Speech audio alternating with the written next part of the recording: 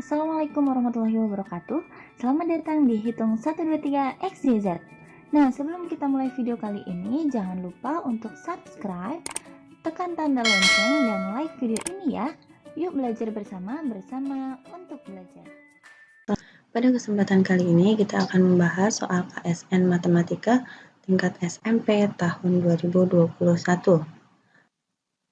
Langsung saja ke soal yang pertama.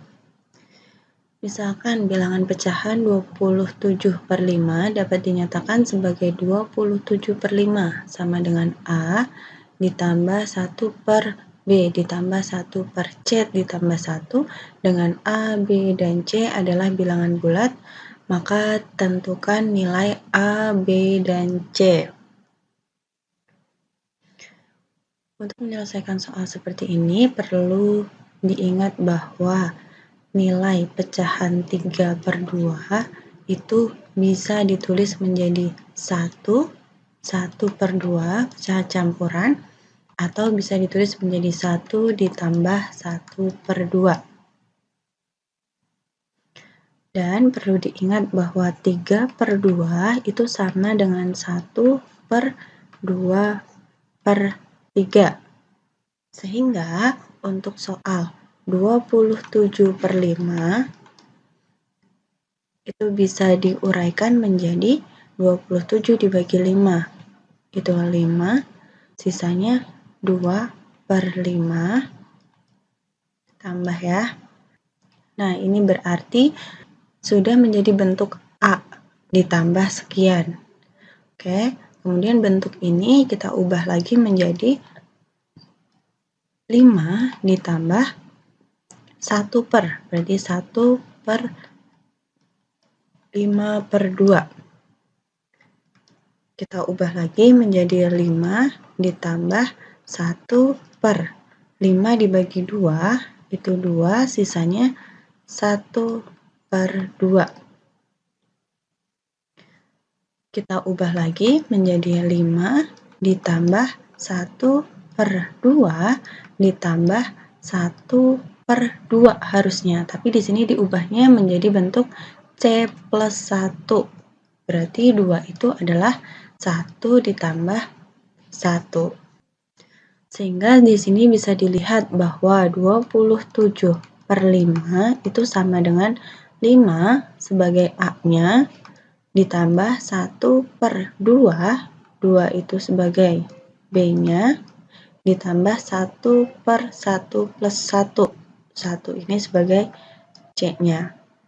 Jadi, nilai dari A dikali B dikali C sama dengan 5 kali 2 kali 1 sama dengan 10. Jawabannya yang B. Soal nomor 2. Perbandingan panjang kaki sudut siku-siku sebuah segitiga siku-siku adalah 2/3. Jadi ada sebuah segitiga siku-siku. Oke. Kakinya, segitiga itu punya 2 kaki. Kakinya yang ini nih. Perbandingannya adalah 2/3. Nah, kalau perbandingan seperti ini, kita kalikan dulu dengan suatu variabel, jadi 2x banding 3x gitu. Jika panjang sisi miring segitiga tersebut adalah 5/13, maka luas segitiga siku-siku tersebut adalah, untuk mencari luas, maka kita butuh alas kali tinggi. Sedangkan alasnya itu masih dalam bentuk X, tingginya juga masih dalam bentuk X. Maka kita akan mencari si X itu berapa nilainya. Nah, tentunya karena ini segitiga siku-siku, maka kita bisa menggunakan rumus Pythagoras. Rumus Pythagoras.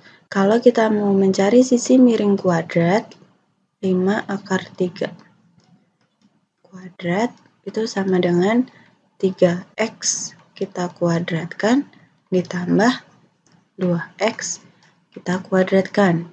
5/3. Maaf, ini 13 ya.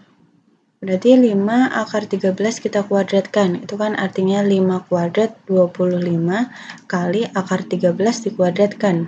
13 sama dengan 3x kuadrat. Jadi 9x kuadrat ditambah 2x dikuadratkan. Jadi 4x kuadrat. Atau 25 dikali 13 sama dengan 13x kuadrat, sehingga x kuadratnya sama dengan 25 kali 13 dibagi 13. Coret 13-nya, ketemulah x kuadrat adalah 25, maka x-nya itu sama dengan 5. Jelas ya, x-nya sama dengan 5, tidak mungkin negatif karena ini adalah panjang. Oke, kita substitusi, berarti segitiga siku-sikunya seperti ini, sisi miringnya 5 akar 13, kemudian alasnya adalah 2 kali 5 sama dengan 10, tingginya 3x, berarti 3 kali 5 sama dengan 15. Jadi, luasnya sama dengan alas kali tinggi dibagi 2, atau setengah kali alas kali tinggi, sama dengan 10 kali 15 dibagi 2, sama dengan 5 kali 15, 75. Jadi luas segitiga tersebut adalah 75. Jawabannya yang D. Lanjut ke nomor 3. Hasil kali 3 bilangan bulat positif yang berurutan adalah 16 kali hasil penjumlahan ketiga bilangan tersebut. Misalnya ada 3 bilangan bulat positif yang berurutan, yaitu si X, kemudian sebelumnya berarti X min 1 ya. Kemudian bilangan setelahnya adalah X plus 1. Nah, kita masukkan ke kalimat yang pertama. Hasil kali 3 bilangan bulat positif yang berurutan, ini dikali berarti X dikurang 1, dikali dengan X, dikali dengan X plus 1, sama dengan 16 kali hasil penjumlahan ketiga bilangan tersebut. Penjumlahan dari 3 bilangan ini. X dikurang 1 ditambah X ditambah X plus 1. Nah, ini kita uraikan terlebih dahulu. Di ruas kanan, 16 dikali X dikurang 1, ini ada dikurang 1 ditambah 1 berarti habis. X-nya ada 3 ya, jadi 3X. Yang sebelah kanan ada X dikurang 1, ada X ditambah 1. Ingat ya, bahwa X kuadrat A kuadrat min B kuadrat itu kalau dijabarkan menjadi A min B kali A plus B. Berarti kalau ada X dikurang 1 dikali X ditambah 1, sama ya bentuknya, berarti akan menjadi X kuadrat dikurang 1 kuadrat, atau cukup 1 aja, dikali dengan X. Oke, kita kali terlebih dahulu menjadi X pangkat 3. Ini ya, X pangkat 3 dikurang X sama dengan 16 kali 3, 48X. Kalau kita pindah ruaskan semuanya ke sebelah kiri menjadi X pangkat 3 dikurang X dikurang 48X sama dengan 0. Atau X pangkat 3 dikurang 49X sama dengan 0.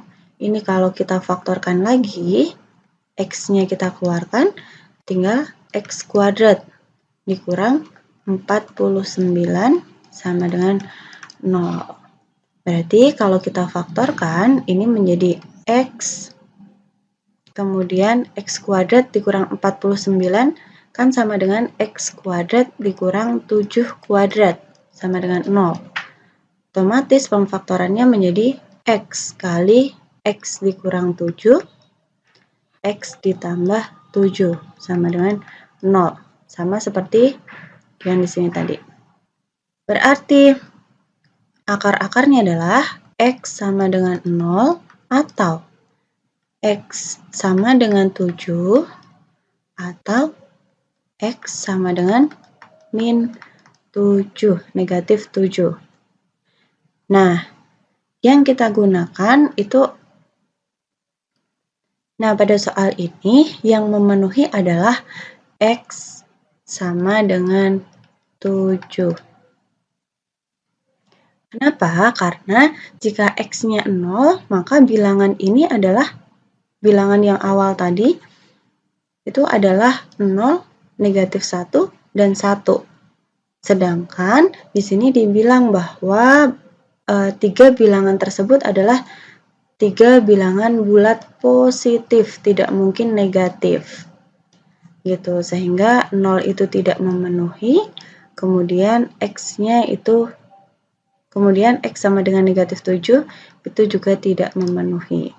Yang memenuhi adalah X sama dengan 7. Jika X-nya sama dengan 7, maka 3 bilangan tersebut adalah 7, kemudian bilangan sebelumnya 7 dikurang 1, 6, bilangan setelahnya 7 tambah 1, 8. 6, 7, dan 8. Yang ditanya adalah jumlah kuadrat bilangan tersebut. Yang ditanya adalah jumlah kuadrat bilangan tersebut. Berarti kita jumlahkan dari bilangan-bilangan ini jika dikuadratkan.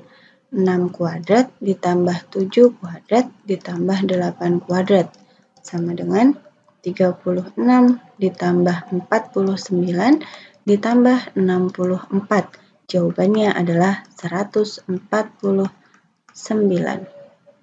Yang B. Soal yang keempat. 5 data bilangan asli tidak lebih dari 10. Berarti ada 5 bilangan asli. 5 data bilangan asli tidak lebih dari 10. Berarti ada 5 bilangan, 1, 2, 3, 4, 5. Mempunyai modus 5. Modus itu kan berarti data yang sering muncul. Yang sering munculnya itu 5. Kalau ada 5 data, sering munculnya adalah angka 5. Berarti ada 3 bilangan 5 pada data tersebut. Misal, 5, 5, 5 gitu. Dan rata-ratanya adalah 6. Oke. Rata-rata sama dengan 6. Jika terhadap 5 data tersebut ditambah 1 data bilangan asli yang tidak lebih 10. Yang tidak lebih dari 10 ya, maka salah satu median yang mungkin dari 6 data tersebut adalah, nah, awalnya ada 5 data. Dari 5 data itu modusnya ada 5. Modusnya adalah bilangan 5. Berarti 3 data di antaranya itu adalah 5. Gitu ya, karena yang sering muncul pasti 3 data dong kalau dari 5 data. Kemudian rata-ratanya 6. Berarti misalkan ini adalah bilangan A, ini bilangan B. Maka A ditambah B ditambah 5 tambah 5 tambah 5 berarti 15 itu sama dengan rata-rata. Dibagi dengan 5 data, karena ada 5 ya, sama dengan 6 rata-rata. Rata-ratanya 6. Ini rumus mencari rata-rata ya. A ditambah 5 ditambah 5 ditambah 5 ditambah B dibagi dengan jumlah datanya ada 5, itu sama dengan rata-rata, 6. Atau A ditambah B ditambah 15 itu sama dengan 5-nya dipindah ke ruas kanan, jadi dikali 5 kali 6, 30. A ditambah B-nya sama dengan 30 dikurang 15, yaitu 15. Berarti dari data awal tadi, 5 data tadi, masih ada 2 data yang kita nggak tahu nih angkanya berapa.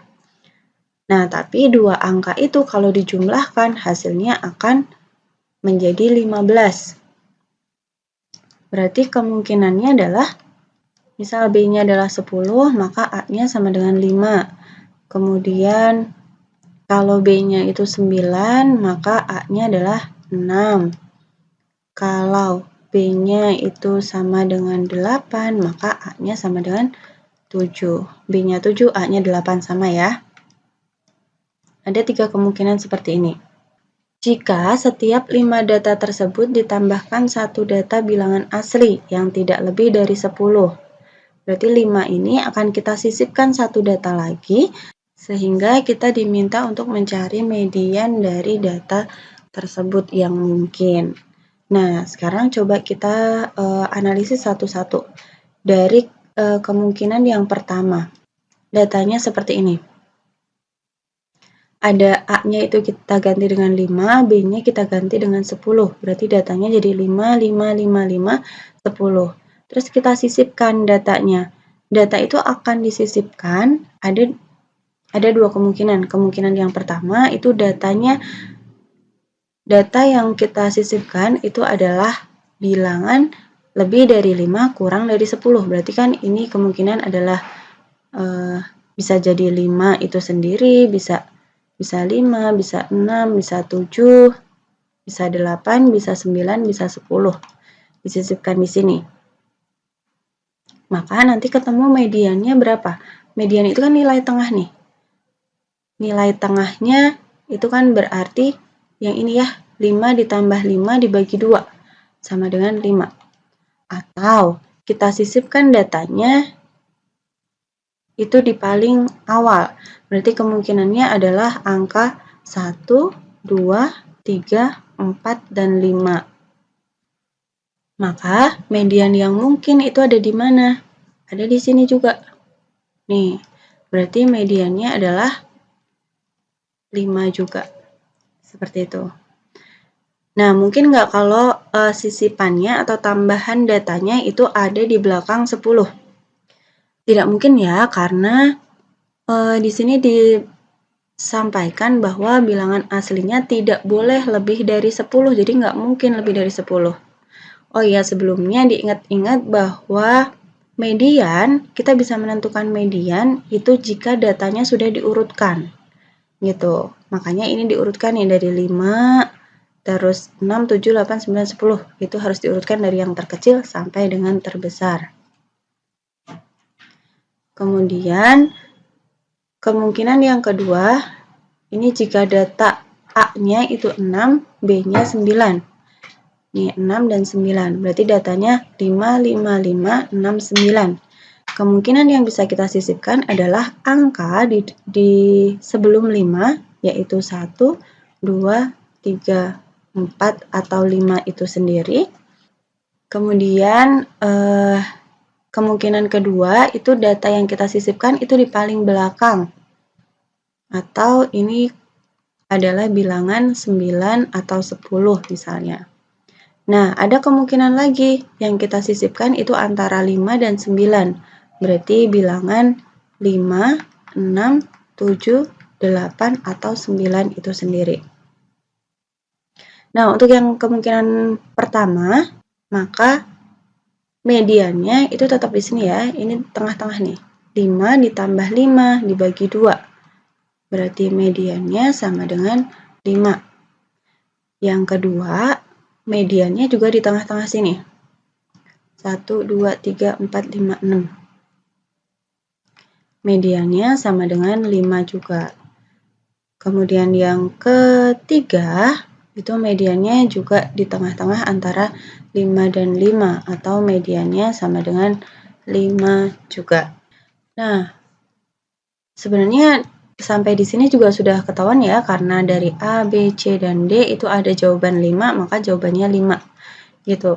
Nah, sekarang coba kita uraikan kemungkinan yang ketiga. Kemungkinan yang ketiga itu kan A-nya 7, B-nya 8. Ada 7 dan 8. Bisa jadi kita sisipkan di paling depan. Kalau di paling depan berarti mediannya adalah 5. Kemudian kalau di antara 7 dan 8 berarti kemungkinan angka yang kita sisipkan adalah 7 atau 8 lagi. Berarti mediannya menjadi ini ya, tengah-tengahnya. 5 ditambah 7 dibagi 2. Sama dengan 6. Atau yang kita sisipkan Angka yang kita sisipkan adalah di antara 5 dan 7, berarti bisa jadi 5, bisa jadi 6, bisa jadi 7. Maka mediannya itu berada di sini. Bisa jadi mediannya itu adalah 5, bisa jadi 5,5, atau bisa jadi 6. Itu bergantung. Kalau di sini 5 berarti mediannya 5, kalau di sini 6 berarti mediannya 5,5, kalau di sini 7 berarti mediannya 6.